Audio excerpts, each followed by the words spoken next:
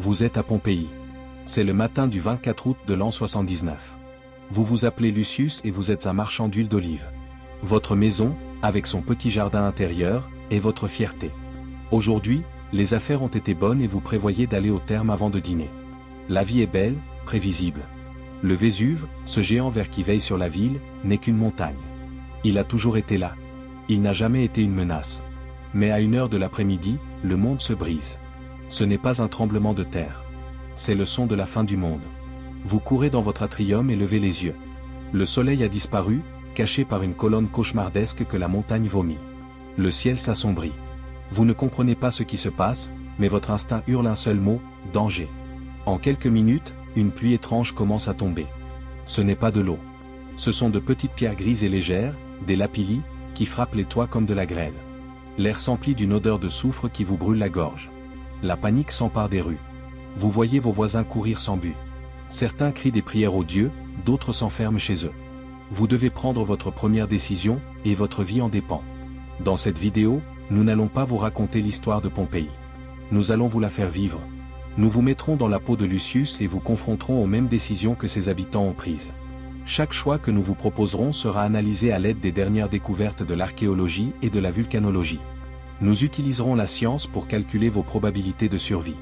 Pour traiter l'énorme quantité de données archéologiques et les chronologies de l'éruption, nous avons utilisé des outils d'IA comme assistants de recherche. Mais chaque conclusion et chaque mot de ce script a été écrit et vérifié par une personne pour vous raconter cette histoire de la manière la plus humaine possible. La liste complète de nos sources, comme les lettres de Pline le Jeune et les études de vulcanologues, se trouve dans la description. Auriez-vous pu survivre à la catastrophe naturelle la plus célèbre de l'Antiquité? La réponse se cache dans 2 décisions cruciales que vous serez forcé de prendre dans les heures qui suivent. D'abord, nous suivrons la chronologie réelle de l'éruption, de l'explosion initiale à la chute des cendres. Vous ferez face à votre premier choix, rester et chercher refuge, ou tenter une fuite immédiate. Ensuite, nous analyserons les conséquences de cette décision et nous vous emmènerons dans la phase la plus létale de la catastrophe, l'arrivée des coulées pyroclastiques. Là, si vous êtes encore en vie, vous prendrez votre deuxième et dernière décision. Quelle voie de secours choisirez-vous dans une ville devenue un piège mortel? À la fin, vous comprendrez pourquoi la majorité des 20 000 habitants de Pompéi n'y sont pas parvenus. Préparez-vous. Votre lutte pour la survie commence maintenant. Il est 2h de l'après-midi. Cela fait 1 heure que vous êtes sous cette pluie de pierres. Il y a déjà plus de 15 cm de lapillis qui couvrent les rues, rendant la course presque impossible. Le poids de ces pierres commence à devenir une menace réelle. Vous entendez le craquement d'un toit voisin, qui cède sous l'accumulation. Votre maison, votre refuge, pourrait devenir votre tombeau. Vous regardez autour de vous. Certains voisins barricadent leurs portes, descendent dans les sous-sols et les caves, convaincus que, comme toute tempête, celle-ci passera.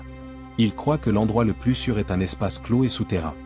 D'autres, pris de panique, se couvrent la tête avec des oreillers et des coussins, et courent vers les portes de la ville, tentant de laisser le cauchemar derrière eux. Il n'y a pas de réponse évidente. Personne n'a jamais rien vu de tel. Voici votre première décision. Option 1, vous faites confiance aux murs solides de votre maison. Vous descendez à la cave, une réserve fraîche et sans fenêtre où vous gardez l'huile. C'est l'endroit le plus protégé de la maison. Vous décidez d'y attendre que la pluie de pierre s'arrête. Option B, vous ne supportez pas l'idée de rester enfermé. L'instinct vous dit qu'il faut sortir, que vous devez vous éloigner de la montagne. Vous vous couvrez la tête avec ce que vous pouvez et décidez d'entreprendre la course périlleuse à travers les rues, en direction des portes du sud, vers le port. Réfléchissez bien à votre réponse. 70% des habitants de Pompéi ont pris l'une de ces 2 décisions lors de la première phase de l'éruption. L'archéologie nous dit ce qui leur est arrivé. Voyons les conséquences de votre choix. Si vous avez choisi l'option 1, vous réfugiez dans la cave. Au début, vous vous sentez en sécurité. Le vacarme de la pluie de lapillis est atténué. Vous êtes à l'abri des impacts et des effondrements. Les heures passent. Dehors, la couche de pierre ponce dépasse déjà 1,50 m de hauteur, bloquant la porte de votre cave. Vous êtes piégé. L'air commence à se raréfier, rempli d'une fine poussière qui rend la respiration difficile. Si vous avez choisi l'option B, fuir la ville, votre expérience est un enfer immédiat. Les rues sont un chaos de gens qui crient et trébuchent. Les lapillis vous frappent sans pitié. L'air est un nuage de cendres qui entre dans vos yeux et vos poumons. Vous avancez avec une lenteur angoissante, peut-être seulement quelques centaines de mètres en 1 heure. Vous voyez des gens tomber, écrasés par des effondrements ou simplement asphyxiés par la poussière. Mais vous continuez à avancer, poussés par l'adrénaline et la terreur. Il est minuit passé. Près de 12 heures se sont écoulées. Soudain, un silence surnaturel s'abat sur la ville. La pluie de Lapilly cesse. Pendant un instant, que vous soyez dans votre cave ou dans la rue, vous croyez que le pire est passé. Mais c'est alors que le Vésuve déchaîne sa véritable puissance. La gigantesque colonne de gaz et de cendres, qui tenait par sa propre pression, s'effondre sur elle-même. Un nuage ardent, une déferlante pyroclastique, dévale le flanc de la montagne à plus de 100 km/h. Ce n'est pas de la lave. C'est une avalanche de gaz, de cendres et de roches à 300 degrés Celsius. Elle anéantit la ville d'Herculanum en quelques secondes. Elle n'a pas encore atteint Pompéi, mais ce n'est qu'une question de temps. Maintenant, si vous avez réussi à sortir dans la rue, vous faites face à votre deuxième décision. Option 1, vous fuyez vers le sud, vers le port. L'idée est de trouver un bateau et de vous échapper par la mer. C'est la voie de secours la plus logique. Option B, vous fuyez vers l'est, par la porte de Nosra. Vous essayez de vous échapper par la terre, en courant à travers champs, en vous éloignant le plus possible de la montagne. Analysons vos probabilités. Lors de votre première décision, si vous avez choisi de vous réfugier, vous avez rejoint le groupe que les archéologues ont retrouvé dans les caves et les maisons. Votre probabilité de survie à long terme était proche de 0%. Même si vous aviez échappé à la première phase, la seconde vous aurait anéanti sans issue. Ceux qui ont fui immédiatement, bien qu'ils aient vécu un calvaire, se sont au moins donné une chance. Maintenant, pour votre deuxième décision, le choix est encore plus critique. Les preuves archéologiques sont déchirantes. Sur les plages et dans les hangars à bateaux près du port, des centaines de squelettes ont été retrouvés. Ils attendaient des secours par la mer qui ne sont jamais arrivés, menés par Pline l'Ancien, qui périt également dans la tentative. La mer, agitée par l'éruption, était un piège.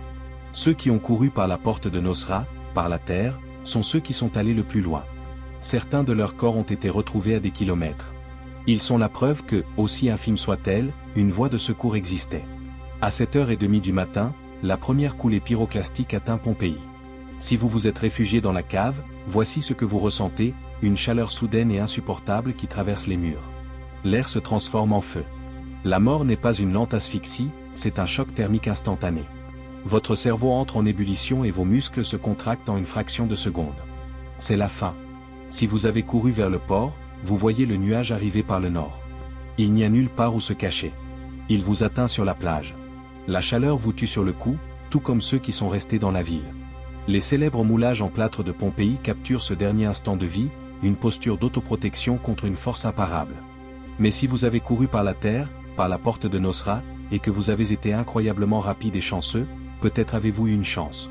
La déferlante a perdu un peu de sa force dans cette direction. Peut-être que seule sa bordure extérieure vous a atteint, vous offrant une mort plus lente par inhalation de cendres brûlantes et de gaz toxiques, mais peut-être, juste peut-être, avez-vous réussi à vous mettre hors de sa portée. Mais pourquoi ne se sont-ils pas tous enfuis plus tôt? C'est la question logique. La réponse est complexe. Premièrement, personne ne comprenait ce qu'était une éruption volcanique de ce type.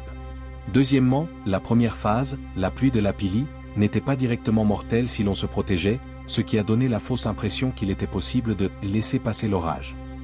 Et troisièmement, la fuite était incroyablement dangereuse.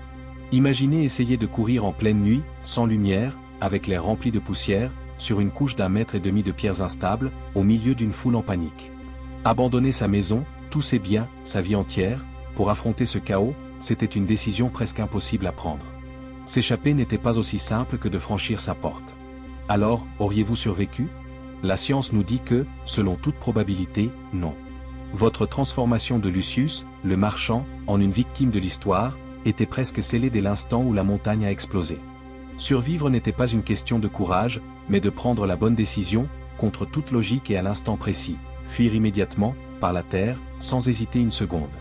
La tragédie de Pompéi n'est pas seulement la mort d'une ville, c'est l'histoire de milliers de gens ordinaires, comme vous, confrontés à un événement qui dépassait leur entendement, où chaque instinct de survie vous menait à un piège. Votre cave n'était pas un abri sûr. Le port n'était pas un abri sûr. Le seul refuge était une course désespérée vers l'inconnu. Les décisions que vous avez prises en tant que Lucius nous enseignent à quel point notre monde peut être fragile. Si cette immersion dans l'histoire vous a marqué, abonnez-vous et activez la cloche pour ne pas manquer notre prochain épisode de Survie. Quel choix avez-vous fait? Vous êtes-vous réfugié ou avez-vous fui?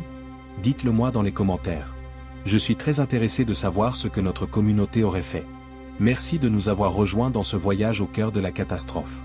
À la prochaine.